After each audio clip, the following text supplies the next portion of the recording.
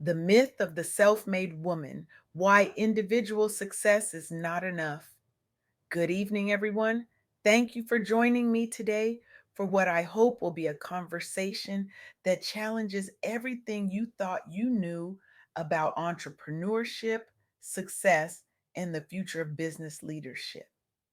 I recently had the extraordinary privilege of interviewing Erica Mitchell, a visionary leader who has dedicated her career to transforming the landscape for women entrepreneurs, particularly women of color. Erica isn't just a business leader, she's a revolutionary thinker who has fundamentally reshaped how we understand success in entrepreneurship. Her work transcends the traditional metrics of profit margins and market share, focusing instead on building inclusive ecosystems where collective empowerment replaces individual achievement as the true measure of success. Through her tireless advocacy and groundbreaking initiatives, she has created pathways for thousands of women to thrive in spaces where they were previously told they didn't belong. We often celebrate entrepreneurship as the ultimate expression of individual achievement, the self made success story, the lone visionary who defied the odds. These narratives are powerful, inspiring, and incomplete. What if I told you that the most revolutionary aspect of women's entrepreneurship today isn't individual success at all? What if the true revolution is happening in the spaces between businesses, in the ecosystems, networks, and collective movements that are redefining what success means altogether? This is the counterintuitive truth I discovered through my conversation with Erica Mitchell. Today, I want to challenge our fundamental assumptions about entrepreneurship, particularly for women of color, and propose a radical shift in how we think about, support, and measure success in this space. Let's start with a surprising fact that emerged from my interview with Erica. Despite the remarkable growth in women owned businesses, particularly among Black and Hispanic women, these entrepreneurs continue to face significant barriers in accessing capital. This isn't just a minor inconvenience or a small hurdle to overcome. It's a systemic issue that reveals a profound disconnect between the narrative of entrepreneurial opportunity and the lived reality for many women. The numbers tell a compelling story. Black women owned businesses have seen a 32.7% increase in revenue, significantly outpacing the overall market. This growth isn't happening in isolation. It represents a seismic shift in our entrepreneurial landscape. Women of color are driving the creation of 89% of new women owned firms daily. Let that sink in. Nearly 9 out of 10 new women owned businesses are being created by women of color. This should be cause for unmitigated celebration, right? A clear indicator that barriers are falling and opportunities are expanding? Not quite. And this is where our conventional thinking about entrepreneurship fails us. Despite this explosive growth, women entrepreneurs, particularly women of color, continue to receive significantly less funding than their male counterparts. The very women driving the most dramatic growth in entrepreneurship are the ones facing the most significant barriers to capital, connections, and opportunities for scale. This paradox reveals something profound about how we've structured our entrepreneurial ecosystems. We've built systems that celebrate individual success while failing to address the collective barriers that hold back entire communities of potential innovators and job creators. The traditional narrative of entrepreneurship focuses on the exceptional individual who overcomes all odds through sheer determination and grit. It's a compelling story. It's also a story that subtly reinforces the very systems that create those odds in the first place. When we frame entrepreneurial success solely as an individual achievement, we implicitly suggest that those who don't succeed simply didn't work hard enough, weren't resilient enough, or didn't have the right stuff. This framing conveniently ignores the systemic barriers that disproportionately impact women, particularly women of color. What Erica Mitchell's insights reveal is that we need a fundamental shift in how we think about entrepreneurial success, moving from a model centered on exceptional individuals to one focused on creating accessible ecosystems that foster collective success. Let me share a powerful example that illustrates this shift. The Women's Business Enterprise National Council Conference in New Orleans has emerged as a pivotal platform for women owned businesses. What makes this conference remarkable isn't just the individual businesses represented, but the ecosystem it creates, a space focused on systemic change and collective success. The conference, much like the city of New Orleans itself, has become a symbol of resilience and reinvention. It provides not just networking opportunities, but a platform for mentorship, strategy development, and addressing the specific challenges women entrepreneurs face in accessing capital and market opportunities. This isn't just about helping individual women succeed, though that certainly happens.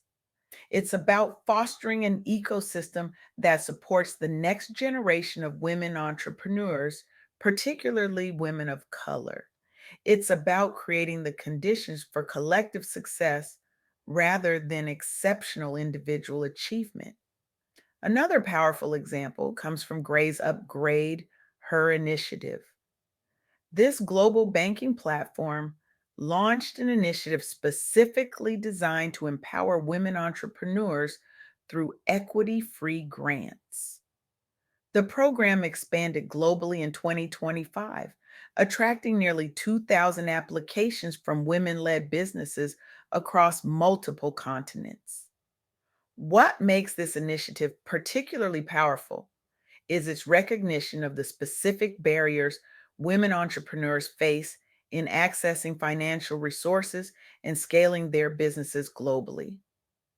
By providing grants to support growth stage companies across diverse sectors, Gray is addressing a systemic gap in the entrepreneurial ecosystem. The initiative has awarded $9,500 to four exceptional women led businesses, marking a significant expansion from its African roots. But the impact goes far beyond these individual grants. It contributes to building a more inclusive financial ecosystem for women entrepreneurs worldwide. These examples point to a fundamental truth. The future of women's entrepreneurship isn't about producing more exceptional individuals who can overcome impossible odds.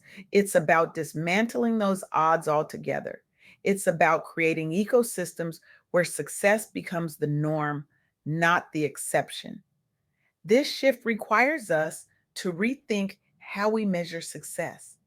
Instead of celebrating only the rare unicorn founder who secures massive venture funding, we need metrics that value community impact, job creation, and the development of sustainable business models that lift entire communities. It requires us to rethink how we allocate resources.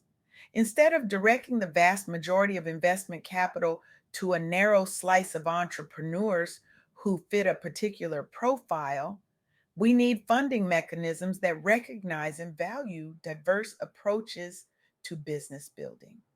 And it requires us to rethink how we tell stories about entrepreneurship. Instead of perpetuating the myth of the lone genius, we need narratives that celebrate collaboration, community, and collective achievement. This isn't just about fairness or equity, though those are certainly important values. It's about unlocking the full potential of entrepreneurship as the force for economic and social transformation. When we limit opportunities to a select few who can overcome extraordinary barriers, we miss out on the innovations, jobs, and wealth creation that could come from a truly inclusive entrepreneurial ecosystem. We all lose when systemic barriers prevent talented entrepreneurs from building successful businesses. The growth in Black women owned businesses, with that remarkable 32.7% revenue increase, offers a glimpse of what's possible when entrepreneurial talent meets opportunity. Imagine what could be achieved if the systemic barriers these entrepreneurs face were dismantled. This brings me to a crucial insight from my conversation with Erica Mitchell: the importance of networks and initiatives that specifically support women of color. These aren't just nice to have additions to the entrepreneurial ecosystem. They're essential infrastructure for ensuring that talent can flourish regardless of gender or race. The WBENC conference and similar initiatives create spaces where women entrepreneurs can connect, share strategies, and amplify each other's success. They provide the social capital that has historically been accessible primarily through networks that excluded women, particularly women of color. This is what I mean by shifting from individual achievement to collective success. It's about creating the conditions where success becomes possible for many, not just for the exceptional few. So, where do we go from here? How do we accelerate this shift toward more inclusive entrepreneurial ecosystems? I challenge each of you today to become architects of a new entrepreneurial paradigm. This isn't about incremental change, it's about revolutionary transformation. It's about dismantling systems that were never designed for everyone to succeed and building new ones that make success accessible to all. For investors in the room, I challenge you to examine your portfolios. How many women led businesses have you funded? How many founders of color? If those numbers don't reflect the diversity of talent in our communities, ask yourself why and commit to changing those statistics. For entrepreneurs, I challenge you to redefine success beyond your individual achievement. How are you creating pathways for others? How are you sharing knowledge, connections, and opportunities? Your legacy isn't just the business you build, it's the ecosystem you help create. For policymakers and institutional leaders, I challenge you to examine the systems you oversee. Are they designed to perpetuate privilege or to dismantle barriers? The choices you make today will determine whether entrepreneurship becomes a force for greater equality or deeper division. The revolution in women's entrepreneurship isn't just about creating more women owned businesses, though that's certainly happening. It's about fundamentally reimagining what entrepreneurship can be. It's about creating ecosystems that value collaboration over competition, community impact over individual wealth, and collective empowerment over exceptional achievement.